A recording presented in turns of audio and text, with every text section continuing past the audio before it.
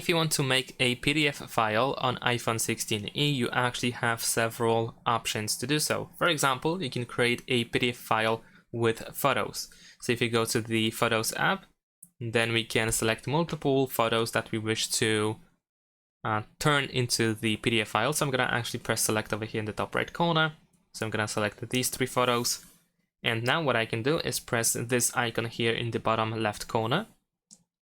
Next, we need to go to print. And now press this icon again here. And as you can see, we are creating PDF. After that, we should be able to, for example, save to files, and then choose the location where we want to save it. So I'm going to choose downloads and press save. And now if I go to the Files app, I should be able to find my PDF file here.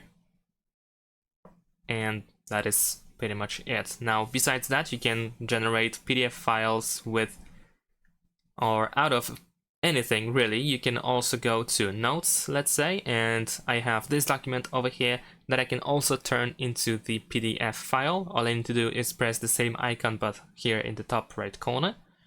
And then once again choose print, and the rest is the same, so we can tap on this icon again, and then choose to save to files, and then choose the location.